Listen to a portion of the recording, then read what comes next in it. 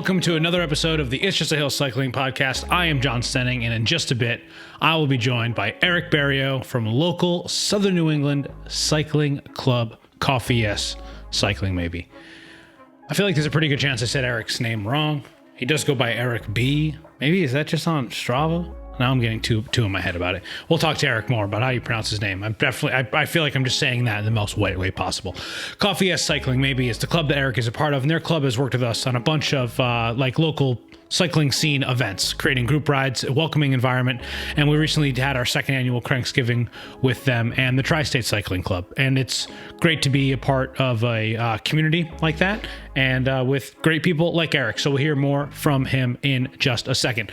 Really quick, we have a couple of events coming up here in mid-December. We have a toy drive ride with the aforementioned Tri-State Cycling Club on December 10th from India Point Park to benefit the Esperanza Hope, a local nonprofit that is dedicated to uplifting the spirits of the less fortunate. I'll be leading out an A group with about like a 45-mile route that is up on Strava. You can find it on our page and, the page of Tri-State Cycling Club.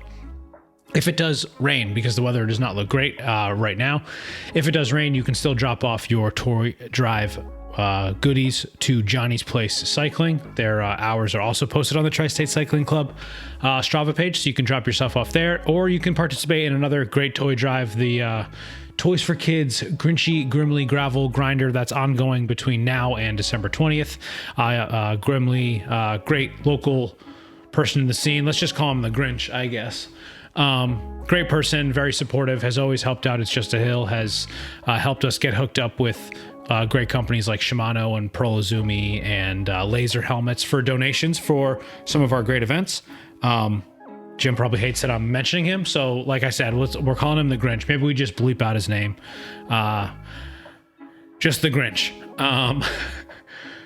But yeah, he's a great guy, and he's got a toy drive going on. And there's also a TTT happening on December 17th, which unfortunately is the same day as our bake-off ride. So I don't think there's any way you can fit in both. Ours is at 9 a.m., theirs is at 10 a.m. But check out the TTT on a properly fucked up gravel course, biathlon that supports the Toys for Kids, Grinchy Grimly Gravel rides. That's on December 17th. You can find that information on Facebook, on Strava. I have shared it, and if I haven't shared it on all of those platforms, I will by the end of this week. I did mention it a second ago. December 17th is the first great IJAH bake-off ride. You can head to our Strava page for the event. And yes, I do think it's great. That's why I did that hand gesture. The route is up on our page. Former guest of this podcast, Ryan, member of It's Just a Hill, is sort of spearheading the event. I will be there riding. There's a baking portion afterwards. We're gonna vote on baked goods, and there's even a trophy in the works. I know I did a lot of hand movement there, but I'm very excited about it, and I think it's going to be a lot of fun. That's on December 17th at 9 a.m. That's rolling from North Kingstown, Rhode Island. The route is about 45 miles as well, I think, 42 or something. All the details are up on our Strava page, or you can find them. Basically, if you just go to itsjustahill.com, you can find everything there. That is the best thing to do, I think. Maybe not the best thing to do, but it's pretty good, especially in terms of this club. All right, a lot of rambling. Thank you for listening. Thank you to, I'm going to put this at the top of the episode, BSP, my partner in crime, my podcasting partner in crime. He does all the editing, the mixing, behind the scenes audio work of this show. He's very supportive, founding member of It's Just a Hill, and great guy. So thanks, BSP, for doing this once again. And here is to my interview with Erik. And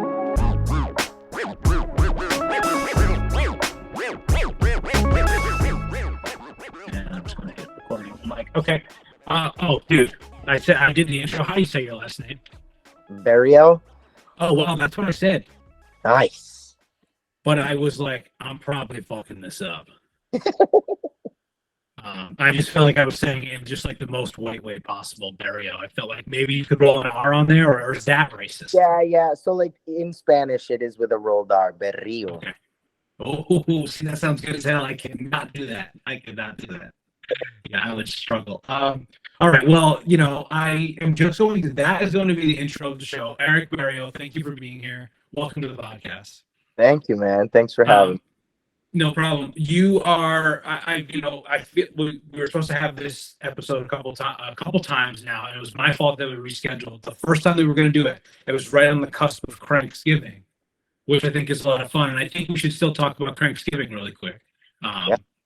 It was a great event. It was our second year doing it together. You and your club, Coffee Yes Cycling Maybe, help us with that event. I feel like we do that event hand in hand with Tri-State Cycling Club and the help of Teddy and everyone at We Roast, right? Which is a cool ass event. So, what are your thoughts on Cranksgiving? Just to throw us right into it.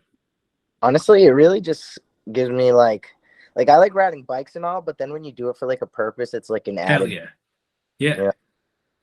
Yeah, so I guess if people don't know, we got together, we rode our bikes, and we had a raffle, and we gathered a bunch of canned goods that you and Teddy from We Roast brought. Well, a couple of days after the ride. How much do you? I mean, not that we need a piece count or anything, but there's a pretty good amount of stuff that we helped donate. Yeah, I think it was more stuff this year than last year. That's awesome. Hell yeah, yeah. So yeah, and the lady asked if I wanted a receipt and like weigh it out and stuff, but yeah, I get like an exact. Yeah.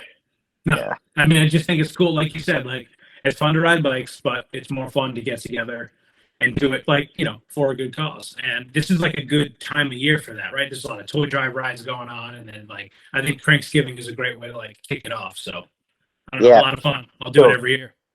Start the holiday feels. Yeah. Start the holiday feels off right with Cranksgiving.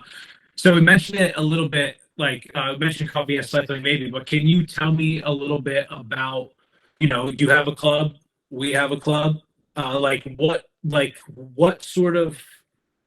what got you into the idea of, maybe let's just say, riding bikes in groups in general? Like, how long have you been riding bikes? How long have you been putting tights on and riding bikes with friends?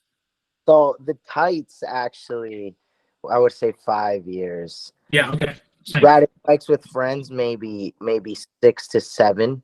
Okay. I had to slowly work my way into the tights. Yeah, I wasn't wearing tights from the get-go. I don't even think I was wearing bibs from the get-go. I was wearing like athletic shorts. Yes, but like under, I was rocking bike shorts. Yeah, that was the second step for me, and then I got rid of the basketball shorts. The outer layer, yeah, for sure. What kind of bike did you like start riding on when you weren't wearing tights? What kind of bike was it? It was a Rally Cadent or Cadent. Okay. I pronounce it, but it was just a hard bike. Hot bars. Yeah. Yeah, and I could, do a decent like 14 miles an hour and think I was flying. Yeah. Where, like on roads on the bike path? What was that riding like? Strictly bike path. Strictly bike path. Now, for those of you familiar, we're a Rhode Island club. Would you consider yourself a Rhode Island club? You live in East Providence, is that right? Pawtucket. Okay. So northern Rhode Island, right? I mean, different than where I live, but Rhode Island's so small. I mean, I know some people might be a little bit scared to drive across the state, but that being said, like, yeah, I mean, it happens. Also, to drive really far to then ride your bike, it becomes a long day. I get it. Yeah, that's it. I'd rather just ride do the really far. Yeah, same. But I guess where the hell was I going? Oh, so you were riding mostly on the East Bay bike path, or like the one up in Cumberland area. Exactly, and I graduated to connecting both bike paths. That was like, ooh. Yeah. How would you do that? Like Blackstone Boulevard? We're getting really local now. Yeah, Blackstone Boulevard to Point, and then India Point to Bristol. Yeah. That being said, we talked about this briefly in our WhatsApp chat. This is a good time to plug the WhatsApp chat that you can join on itsjustale.com. The roundabout. Have you ridden your bike over there? Henderson Bridge. We're talking. This is sort of Blackstone Boulevard adjacent. This is very Rhode Island, East Providence centric right now. But there's a new bridge and there's a rotary. And have you ripped around it yet? I have in my car. In your car. Okay. What is it like? Is it a good? Are you pro rotary or anti rotary? I don't really care, to be honest. Don't care. I love that. Everyone wants an opinion and you're just like, yeah, who cares? I'm just gonna fucking use it if I come across it. Yeah, but like when we talked about like just taking the lane, like honestly, if there's no shoulder, like kind of take the lane. It's not like a crazy big roundabout where like you're stopping traffic. It's right. Yeah, it's not like a European roundabout. It's small. And so like you can see basically all around it, right? Yeah, right now it's still sort of under construction, and I think some people are curious about whether or not there's going to be like actual bike paths, but there seems to be not much of a shoulder, not much of a crosswalk. But yeah, I think I I said this in the chat, so I guess I'm being redundant, but like there are opportunities where you should be taking the lane and to be visible, right? And to be safe. And like, I understand people don't really love cyclists, and like taking the lane probably doesn't do much for our image out there. But at the same time, I think there's a time and a place where like most of the time you're riding near the shoulder, you're out of the way. But like, yeah, right? Would you agree? Yeah, as long as you're trying, like you're not, there's that asshole on a car, and then there's always that asshole on a bike too. Like there's those both ways. Assholes are everywhere, and it's not just on bikes or not just in cars. Even though more people drive cars, so we lifted pickup trucks. Yeah, but I got pole rolled today. Nice. Yeah. Nice. And the guy was so far past me. Like he thought about it really late, and he was past me, and it was like at the top of the hill. So like he still did it, but like I like saw it happen, and like it was far enough away for me to just like maybe hold my breath for this amount of time. Like what an ass, just like an absolute asshole. I didn't realize that they pay extra to be assholes. Yeah, because that's something that they get added to their trucks. Is that right? You saw this online? Yeah, and not only that, it won't pass state inspection with that. So you need to take it off for inspection and then put it back on if you want to continue. Yeah. Is it just diesel trucks too? Right? Is that a diesel thing? I'm not aware of. Okay, all right. I'm proud of you for not knowing. Actually, it's good. It's good that you don't know. Maybe I would be too suspect if you knew all the details. See, Dad drive a lifted pickup. There are some. I will say there are some of my good friends drive pickup trucks. Some people that I ride bikes with, like Ryan, aforementioned Ryan and Adam, they both drive big pickup trucks. And let me tell you, you can bring a lot of bikes if you own a pickup truck. So that is good. I've been on trips with both of them where we've been able to like pack out the back of a truck with a couple of bikes and like bags and stuff. So that's good. And we made sure to give all cyclists that we passed 3 feet. Like that's all we're asking for. Just give me 3 feet. That's it. And try not to kill me with your polluted like exhaust. Yeah. It paid extra to be able to do. Yeah. Okay, so let's fast forward to creating a cycling club. How did you went from someone that was riding on a Raleigh that you can't necessarily remember the name of in basketball shorts, and now you run a club, you host events, you do cool stuff with us like Cranksgiving. What brought it to there? Can you tell me that story a little bit? Honestly, the pandemic, because I was riding with MBW. So like here where we live, there's like a bunch of like Hispanic people in this area, and we used to all get into cycling like around here to ride on Sundays with MBW wherever that would be before the pandemic. Pandemic happened, MBW stopped happening. So like the group of people that we had, like a WhatsApp group, we just started riding out of a parking lot down the street like every Sunday. Oh, cool. And like it just always seems to just like fall on my lap. So I ended up being the guy who like create them every week.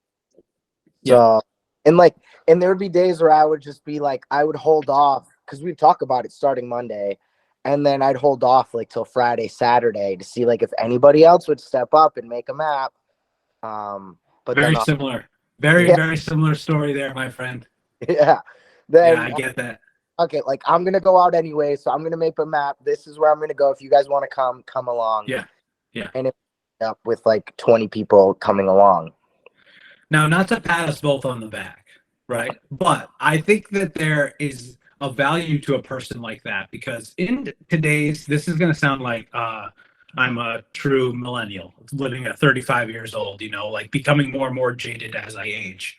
But there is a need for someone that is a communicator like that, right? I think that is like, hey, are we actually going to do this thing? Like, let's do that. So let's just take a second to both. I'm going to say thank you for doing that. Thank you for putting it out there, because sometimes it's hard. It's exhausting to be that person, but like I am that person too, like, hey, let's just put it on the calendar. Let's get a route out there and like, let's get something done, And I've found myself being that person in several different circles of aspects of life. Same.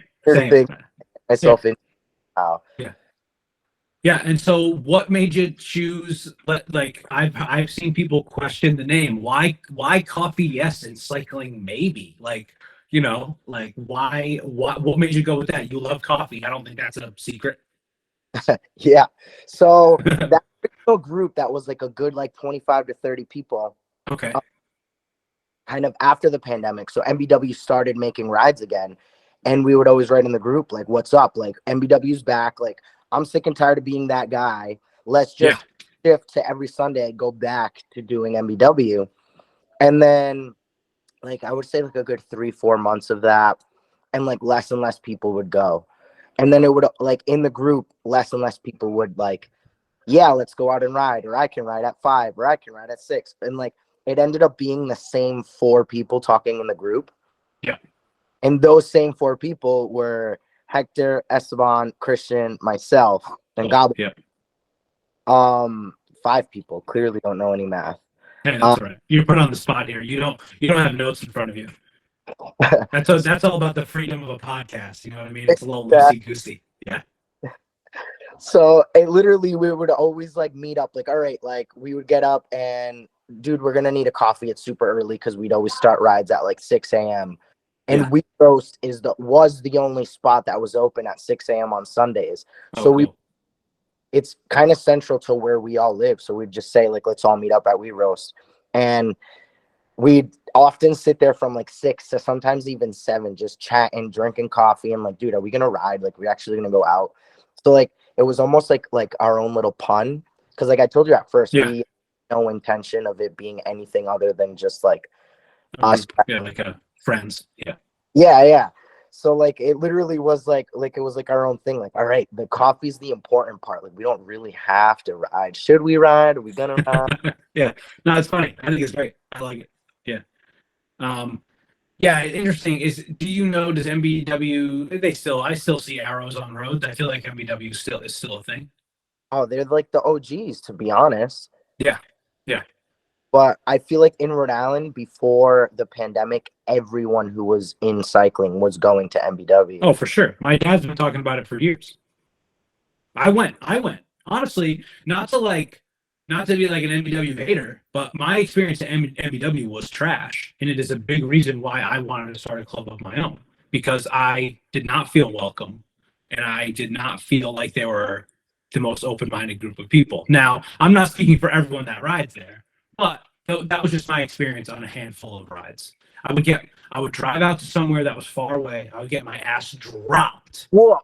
Yes. Dropped, dude. And I'm not talking I'm trying to hang with the A group. I'm riding with like the B group or something. Or like they got like B plus, you know what I mean? Or something like that. So like I'm not thinking that I can average 22 on those flatlands of like the East Bay over there.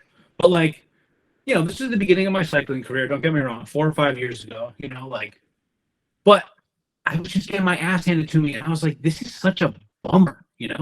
Not to say that there aren't good people. I've been to like really fun social tents after MBW events. My dad used to put on MBW events and have like fun stuff like at our house growing up, even when I wasn't into cycling. So, but it's just I do think they're an old guard, and it's good that they're still around. But they're also like times are changing a little bit.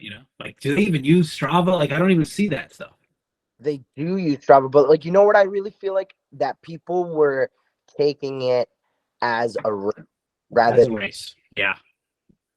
which is fine. Like, I Yeah. don't mind. I personally don't mind that. Whoa. Right. Phone freaking out here. I But personally, you ride for more social reasons. What is that a safe assumption?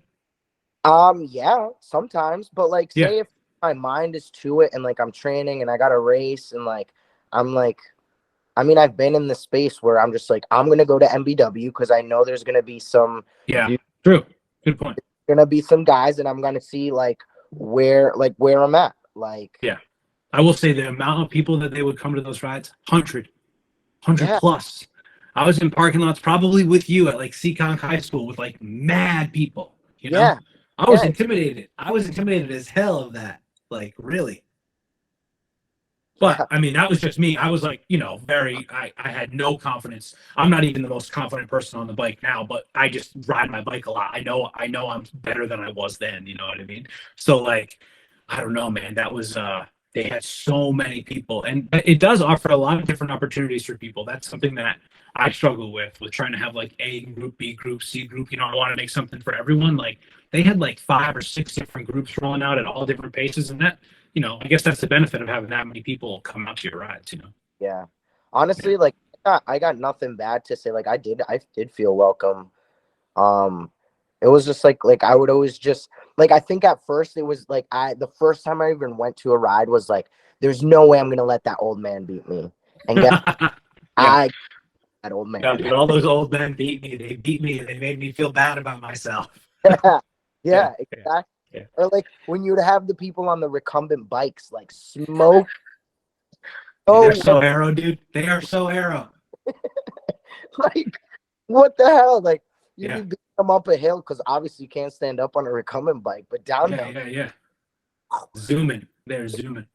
No, I think that's great. I think it's great to hear someone else say that they had a good experience with it, because this is probably not the first time that I've said I had a bad experience there. But also, like I said, like my dad had tons of good years over there with them. Do you feel in a way like, do you ever avoid hosting rides on Sundays near the places that they're riding? Do you feel like there's any sort of like overlap there or anything like that? Because I have personally heard it about my own group rides on Sundays, like, oh, you're competing with MBW, and I'm like, okay, like people can choose what they want to choose. Do you ever feel that? Do you ever get that? Yeah, and like honestly, because like I said, because of the pandemic, Yeah, and so many groups that became for sure. because of the pandemic, I feel that there has been less of people that show up to W. Like it for me at least. I also haven't gone back in maybe a year and a half to 2 years. So like the few times that I did go, I was just like, wow, like it's completely different. Like the people that go, it's like you said, kind of that old guard. It's the same people that were going before. Yeah, it's their groups and their friends, right? I mean, it's before Strava right? was a yeah, it's similar to what we're doing now, but like in a previous generation, and that's not a bad thing. It's just like the way things were, and that's just like what they're comfortable with. So yeah. No, I mean, I think it's good. Maps, like Yes, that's physical maps. My dad has like physical maps. Like I feel like he shared a bunch of PDFs with me once, or I've seen hand drawn NBW maps like that aren't even like drawn on another map. It's just like Phillips Hill Road to Harkney Hill Road, and it's just like all hand drawn. That shit's wild to me. Yeah. Like people that like in my life, like let's say my in-laws or something, will be like, "Oh, well, how did you know to get from like A to B?" And I'll be like, "Oh, I have a computer on my bike that like has a GPS, and I follow a route." They're like, "Oh, okay," just like in a car, I think like I know where I'm going, but at the same time, like you don't in that way where you'd be like, "Oh, let me just pull up the map real quick." You just follow your GPS like you're in a car and you're just like going to a new place. I've been places that I'm literally just like, if I get stranded here, I have no idea how to tell somebody to come get me. Yeah. Oh, absolutely. Yeah.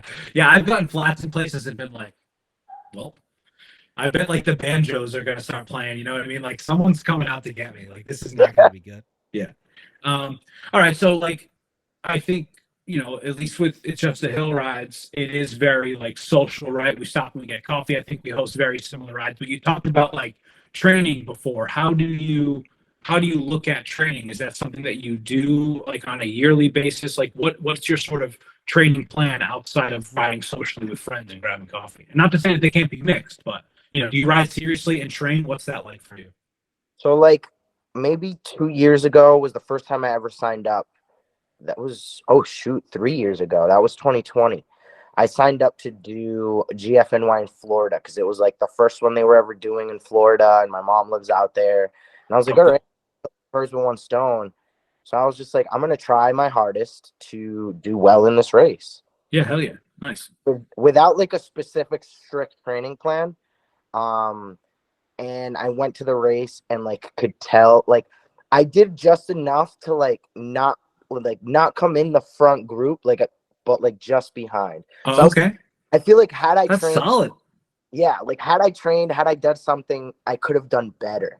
Because in that you get in the top 20%, you qualify to the New York one, which is like the world championship. Yeah, it's the big one. Yeah. Yeah. Which you've done too, right? You've done that now? Yeah. So that's why I was just like, all right, I'm gonna come back next year because I didn't want to do the New York till I qualified to it. So I was like, all right, gotcha. back next year, I'm going to train and I'm going to try to qualify for this thing. So I got Awesome. a guy in Colombia who was ex-pro. His name's Jonathan Ospina. Oh my God. I've heard this guy's name. Like this guy, this guy was like texting Jeremy at some point. Yeah. Jeremy went out and rode. Exactly. Same Yeah. guy. Same Okay. guy. Yeah. Jeremy went out and Orlando put him on to that. Yes. So Yeah. Orlando Right. put me on to Jonathan. Yeah. And Cool. that was my goal. My goal was to finish top 20% so that I could qualify to New York. And so that I did have like a strict training plan. Like every day of the week, he is looking at my numbers, telling Yeah. me what, Cool. like, for this amount of time, do this, for that amount of time, do that, go out and Yep. do this.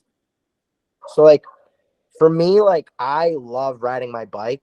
And when I get too focused on the numbers, I lose the love for riding my Yeah. bike. I feel that. And it's just like training. So like it's happened already 2 years in a row where like I train my ass off all season. End of season comes, race comes, and it's just like free for all. I don't care. Food, like Afterwards. That's natural. That's Yeah. natural though. and then So when does this cycle start? Like because GFNY, is it in September or so the Florida one is in October, okay? and the New York one is in May. Oh shit, that's early. Yeah, so it's like the beginning of the season. So what I like, so it was like when I qualified, then I like had like a little winter like rendezvous because I Yeah. usually have Colombia and like just food and booze and all the Yeah. bad. Like I try to ride while I'm out there just because the scenery is beautiful. Uh-huh. But it's like then I find myself like shit. Now I got to train my ass off and lose the weight over the winter, Yeah. and then like May's coming like around the freaking corner. So then that first year that I did the New York one, I did not do too great. This last year that I did it, because I was like, all right, I gotta do better. Yeah. So I really trained my ass off for this one this last year and in May, and I did significantly better. Nice. That's great. Now I feel like I'm in a space where I'm just like, I don't really care about like racing or like doing Uh-huh. that. I just want to ride bike because I like it. I might sign up for a race. I might do, races around here. Like the Jamestown Classic's pretty awesome. Or like, Did you do that this year? no, I was gonna, but just some family plans happened, and I just like would have like rather did the family plans than like, Yeah. I think, to me, that's very important. That's something I've talked about on the show before, or like in videos or whatever. Like, life's about a lot more than just bikes. You know what I mean? Like, you got other shit going on. You can't just not. I mean, I think the Jamestown race is cool, but like I personally, I ride my bike way too fucking much. I should be hanging out with my friends more. You know what I mean? And yeah, calling my family members. But no, I'm just like, avoiding life by riding my bike. But hey, that's for my therapist. That's for me and my therapist. I mean, and then juggling two kids, Yeah, dude. Yeah, right. Yeah, I can't. I that's something that I don't understand at all. But that's even more. It's responsible for other lives. Damn, I don't even have my own shit together.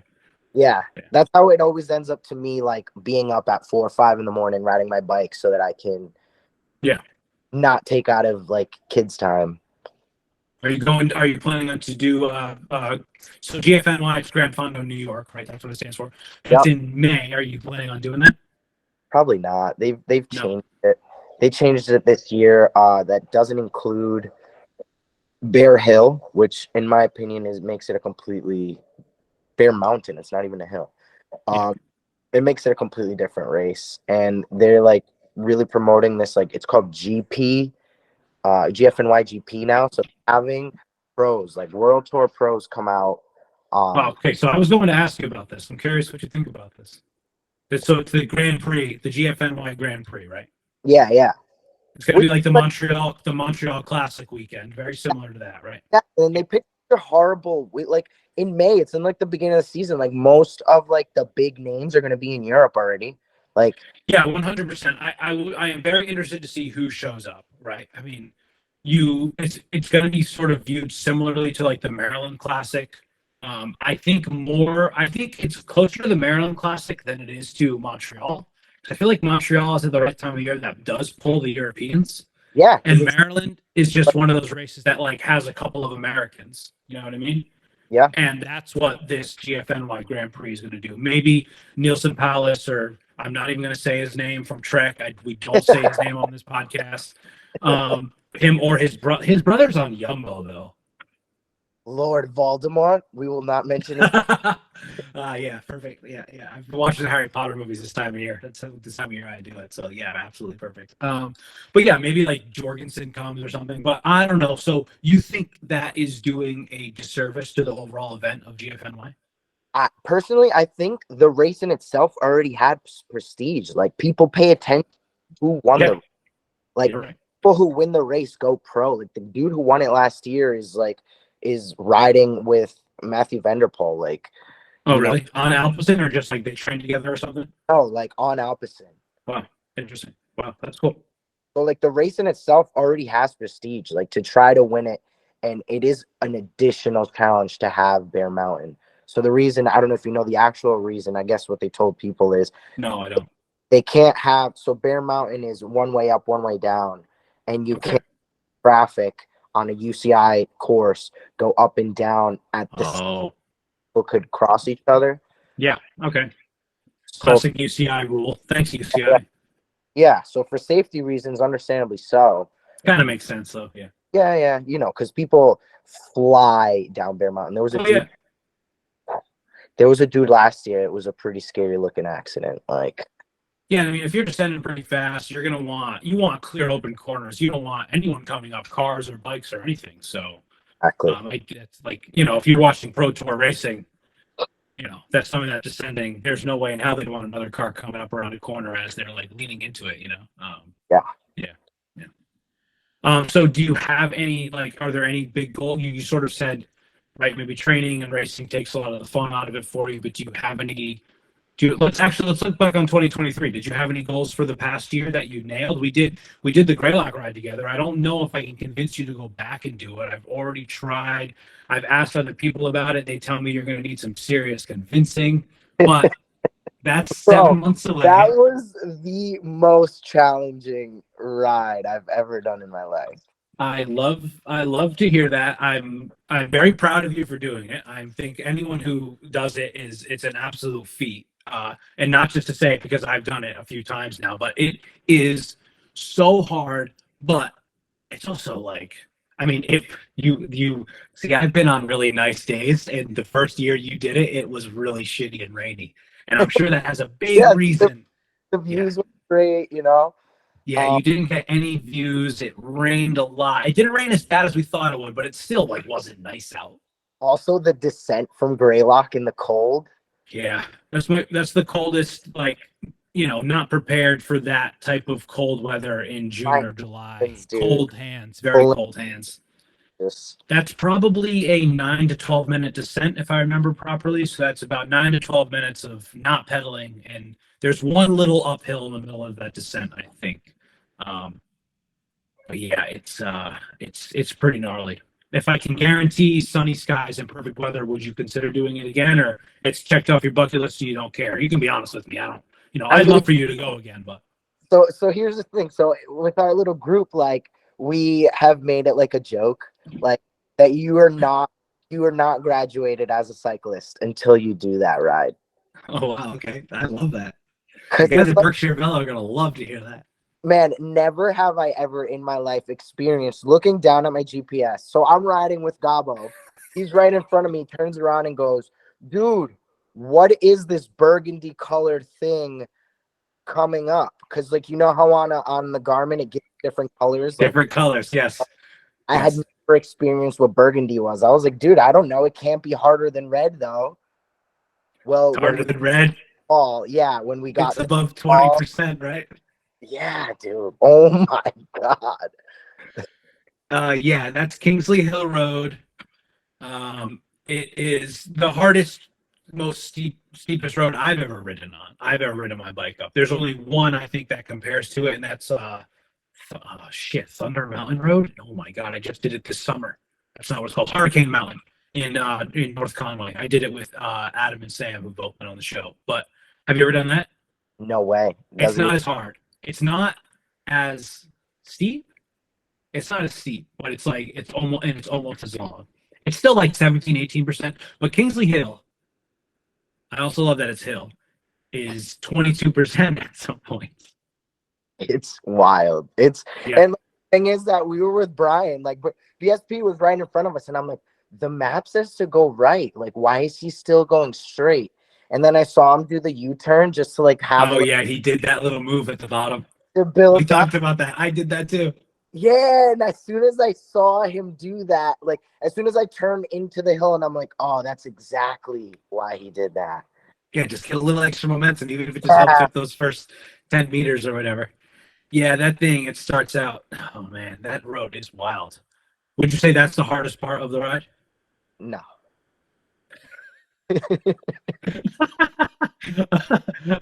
Okay. What is your experience after that?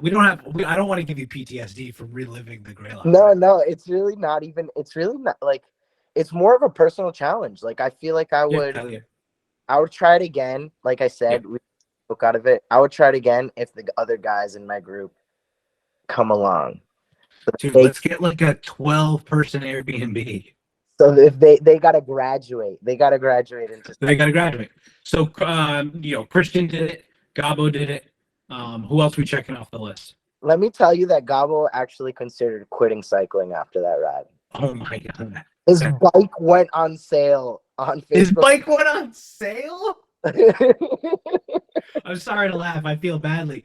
But no, I mean, okay, so it's hard, right? Let's get past the fact that it's hard, and Kingsley Hill is very steep. When you finished, how did you feel? Did you feel like fuck this, or did you feel like that's what you were accomplished? I felt accomplished because I was like, holy shit, that's literally the hardest ride I've ever done. Yeah, it's super hard. Honorable mention, Rachel. Oh my god. I think she's what, 16, 17? One of the only. I think Rachel is 17 now, but she was 16. I feel like I don't even feel comfortable saying her name on the podcast because of her age. You know what I mean? But yeah, absolutely crush it. And yeah, I mean, not to like put the spotlight on Rachel, but man, people like Rachel are why having a cycling club is worth it. You know? That's the most trained I've ever been in my life. Like, because the week before was GFNY, the one that I trained my ass for and like did well. And like I said, I would say that I was probably the best, like peak wise, like number wise, like looking at everything. And he finished alongside me, and I'm like, holy crap, little girl. Like, yeah, I know. Like, yeah, an absolute crusher. I know if Rachel sticks with it, and no matter what Rachel sticks with, she's gonna crush it to determine a person. Everyone's suffering, and she's just like, yeah. I mean, also, yeah, Jay Trojan. Oh forgot his pedals, left the parking lot. Then someone called him. He came back to the parking lot, swapped his pedals, and then passed us all. And by the time we got back to the parking lot, he was gone. He's an absolute monster. Monster animal. Yeah. All right, so maybe it's not 100% no, you won't do it. I will say, like, that it is the support of that event is really what sets it apart. I think you get like 6 rest stops and just like full of food. I wish that you had done it on a clear and bright day because the views are absolutely spectacular, and like standing at the top of Greylock with that big monument that's up there and just like seeing forever. But no, instead, my experience at least was like, it was dreary, it was overcast, and as we started going up the mountain, it started to rain, and then it rained all the way on the descent, and then by the time we were down, it stopped. It was, some dry spots on the road, but mostly wet. It wasn't bad. It was just freezing on that descent. Yeah, it was very cold. I mean, not like hard, right? 108 miles, 13,000 feet, almost 13,000 feet of climbing. So yeah. When I got up there, the lady who was attending that rest stop was like, "That have." Because I had my vest in my one. Oh, yeah. She was like, "That's all you have?" I was like, "Yeah." So she literally took the jacket off her back and gave it to me. Wow. Like, "You're really going to need this." And I was like, it's that serious? Like, I've done long descents before in Colombia. Like, yeah, right. Are you sure it's that serious? And she's like, "No, trust me. Give it to me when you get to the brewery." Wow.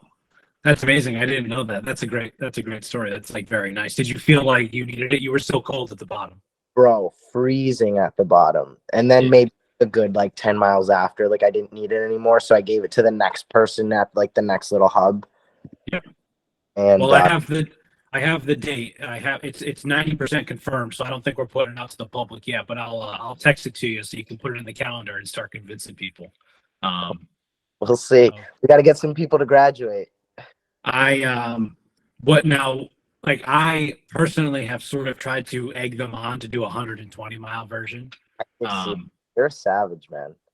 What you would not consider that? Definitely not. I'd rather like honestly, it would be really cool. It's really hard for everyone to stick together on a ride like that, but it would be so dope if like 12 people could like ride together all day on something like that. Like you'd obviously split up on some of the harder stuff, but to really stick together. I mean, there was a while where we were sticking together, but I mean, even the group that I was riding with, we started to split apart more and more the further you go. It's just a war of attrition. It's tough. I think it should be called an epic. Yeah, it is. It is an absolute epic. Yeah, I totally agree. The Berkshire. Berkshire epic? What about next year? You got anything that you're looking forward to? Any events that you're signed up for, or anything like that yet? Or no, just still taking it easy? Nothing. Yeah. I think my lady's gonna be very content to hear that. Yeah. But I think I'm gonna, I guess, take an off year. Not really not ride bikes, but just I don't want to like focus on the numbers and like like, you know what I'm saying? I totally get you. It's something that I think about or struggle with a lot. Right now I'm feeling pretty good about what my plan is, at least. But yeah, it's tough. It's tough, dude. I mean, like you said, like you got kids and you got a significant other and you got like other shit going on, and it takes a lot of time. It's not a cheap hobby either. Like signing up for all these events and traveling and stuff and like getting Airbnbs. Like it's easy to say, hey, let's all get a 12, 14 person Airbnb, but that shit's expensive. Like cycling is that bullshit meme. Cycling is cheap. No way. No, and my girl rides too, so like. Oh, cool. So we have a 1-year-old now, but like, so for the past 2 years, she hasn't been riding because she was pregnant for 9 months, and she had like a baby that right breastfeeding and like depending on strictly her. So like she hasn't really been riding, and like I guess like in all fairness, I shouldn't say I guess in all fairness, but like for real, in all fairness, like she wants to ride too and get back into it. So like I mean, it makes sense to that's something we did together, which is I'm kind of excited for that too. And I guess that's awesome. Helping her at one point get to so that we can ride at the same pace would be great.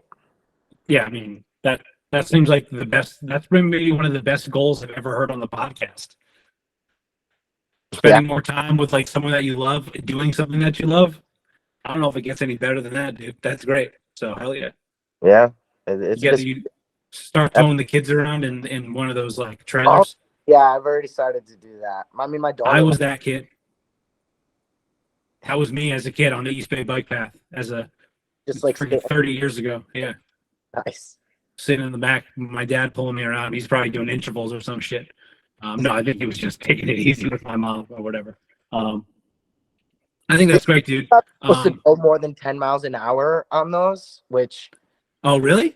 Yeah, surprising for me to read afterwards. 10 miles an hour. Okay, that's interesting. So I have a young niece. She's 7 months old, and like I would love to get one of those things and like take her on the bike path or something like. But 10 miles an hour, I don't know if I can go that slow. No, I'm just kidding. I didn't realize it was that slow though. Yeah, you got a little ring it the whole time. You got a little ring it, yeah. I'm gonna be I would have to attach it to this bike. You know what I mean? I would just attach it to this because then it's just steel and it's slow, and so that'd be perfect actually. So mine's actually on a steel. Well, it's like an old Le Mans that I have. Oh, that's cool. Real quick before we get out of here, how many bikes do you have? My personal property. Interesting way to answer that question. I'm even more curious. Well, like my girl rides, my daughter bikes, my kid has. How many bikes do you ride? Do I ride? Well, that I actually ride 2 and 3. I have that Le Mans. Yeah. So 3 with the Le Mans? Yes. Yeah. Do you have a gravel bike? Do you ride gravel? No, and Christian's really been getting me to, or like trying to get me to do some type of single track or off the road type things. Yep. We'll see. It's fun. I think it's fun. You know, it does give you a change of scenery. There's a lot less cars, which I think a lot of people like about it. I mean, you know me, I ride on the road like all the time, but I have a gravel bike and I like to use it, especially this time of year.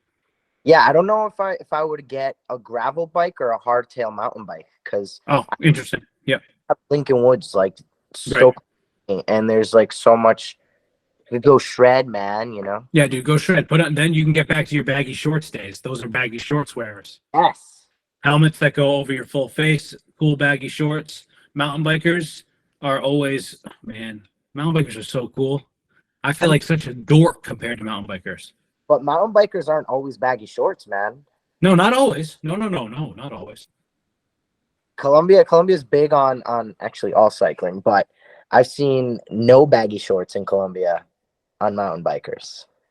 Well, I mean, I guess I have two on like the pro circuit, right? Like Vanderpool and Pidcock when they're mountain biking, they're not wearing baggy shorts. But those to me aren't like the cool, chill mountain bikers. Those guys are a little bit more serious. I'm talking about like when you're on your road bike and you ride by a trailhead and there's all these dudes and they got like a Sprinter van and they got like 6 bikes on the Sprinter van and they're like drinking coffee and like sharing war stories about like the jump that they hit, dude. I freaking fishtailed and I'm like, oh, I ran over a squirrel today. You know what I mean? I'm like a fucking look at me in my glasses, like all dorked out. That's how I feel.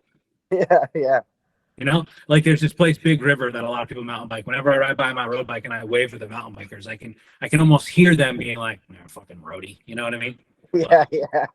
That's another thing for my therapist, I guess. That's just my self-consciousness talking. Like a skiers versus snowboarders. Yes, it is 100% that vibe. What was that Disney movie about the two sides of the mountain? Fuck, I can't remember now. And I'm really right. You talking about and snowboarder kid?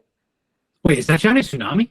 That is Johnny Tsunami. That is Johnny Tsunami. Damn, I'm so upset with myself. I thought it was something else, but that is Johnny Tsunami. He goes to the prep school where they all ski, but he ends up hanging out with the famous Chet Jackson, R.I.P., instead, and he is a snowboarder. And then they have the twins. One works at one ski shop, and the other one works at the snowboard shop, and they're like twins that haven't seen each other. Wow, those are all great tropes right there. Okay, before we go, you got any other Disney Channel original movies you can think of that you really like? Brink. Oh yeah, that's a classic. I think anyone else would be a fool to say anything else. Is there anything else you want to say before we get out of here? Thanks for your time. Thanks for spending time on the podcast and chatting with me. No, just thanks for having me. And anytime. Thanks for doing bike stuff in Rhode Island, man. No problem. Thank you, dude. And yeah, let's keep it going. Hopefully it doesn't mean you're hanging up the hat for the cycling club, does it? No. I'm still riding. I'm just like not focusing on the numbers really, yeah. Which will probably I can totally appreciate that. Doing so towards the end of the season anyway.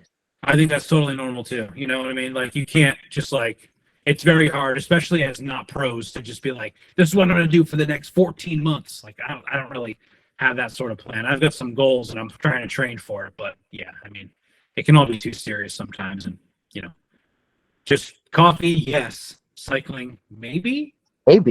That's it. Boom. You get it now. And people can check you guys out on Strava, right? Where is there any other place? Instagram. You guys are on Instagram. Anywhere else people check out the club?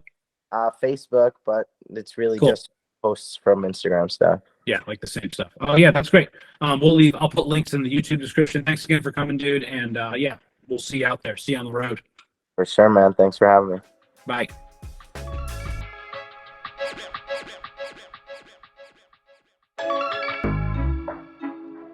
Thanks again to Erik for joining me on the podcast. Make sure to check out Coffee Yes Cycling maybe on Instagram or Strava.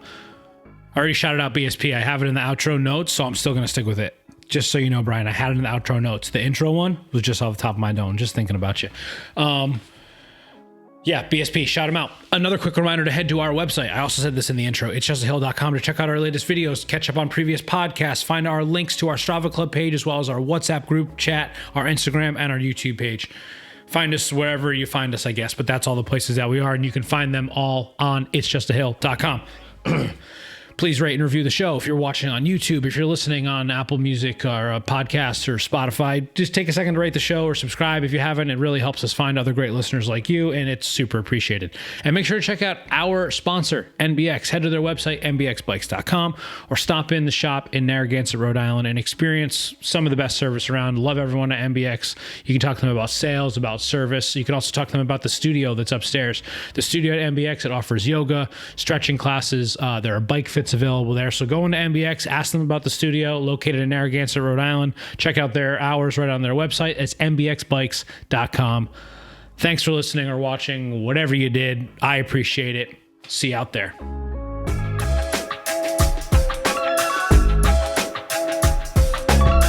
We are It's Just a Hill, a cycling club that promotes inclusion, judgment-free, with no gatekeepers.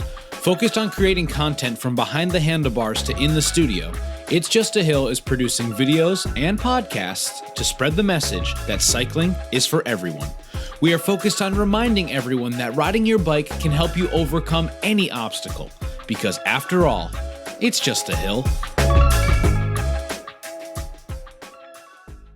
Decaf left, regular right. Decaf left, regular right. It's very challenging work.